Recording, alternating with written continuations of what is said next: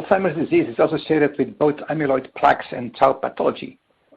Genetic findings suggest that amyloid is causally involved in AD pathogenesis. Amyloid peptides are formed by the activity of base and gamma secretase. Therefore, inhibitors of those enzymes have been developed and tested in the clinic. However, almost all of the clinical trials with amyloid-lowering agents so far have failed to show cognitive benefit, despite showing robust target engagement. Quantitative Systems Pharmacology is basically an advanced computer model of neuronal circuits where action potential dynamics are simulated.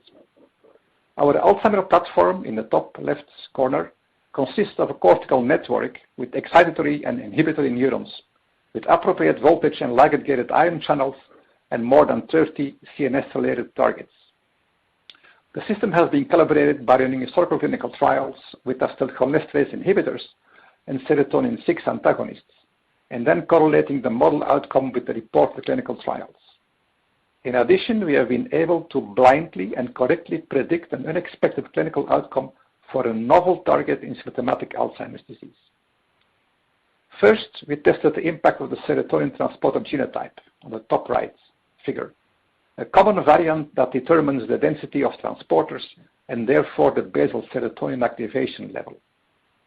Using imaging data with the serotonin 4 specific radiotracer in unmedicated healthy volunteers, we derived the appropriate half-lives of serotonin and showed that the genotype can lead to a 3 to 4 point difference in a clinical scale of ADAS-Cog. We then implemented the neurophysiology of A-beta in the model on the left side. Shorter A-beta forms, 1 to 40, tend to strengthen glutamatergic neurotransmission at low doses, but have a negative effect at higher doses. The longer A-beta forms, 1 to 42, monotonically decrease glutamatergic neurotransmission. In addition, both peptide forms have a negative impact on alpha-7 nicotinic receptor transmission. The model was first tested to make sure it can reproduce two clinical data sets on the bottom left.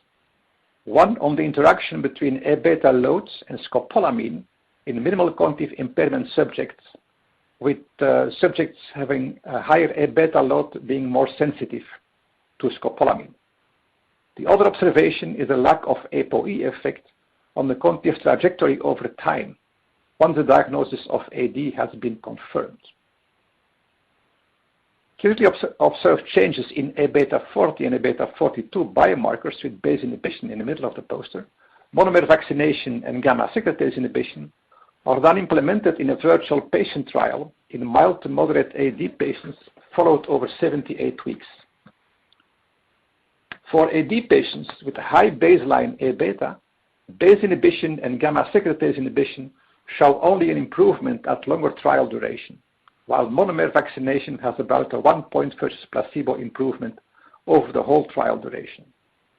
Most importantly, for AD subjects with a low baseline A-beta load, the model suggests that base inhibition and gamma secretase inhibition actually worsen the clinical outcome.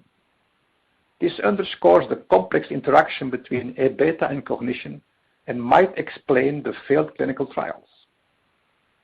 The simulations provide an explanation why almost all amyloid-lowering interventions work fine in preclinical transgene animal models, as those are designed to have artificially high levels of beta amyloid to accelerate the pathology. We would love to check these model predictions to existing clinical data from the solanezumab and the veribestat trials.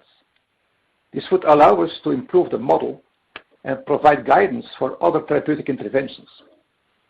It is extremely important to confirm or refute these outcomes, as the model currently would predict that lowering beta amyloid in early disease states with low amyloid loads would actually worsen functional outcomes. As a conclusion, QSP is a new technology for translation of the clinical data into the clinical setting that might help improve clinical trial design.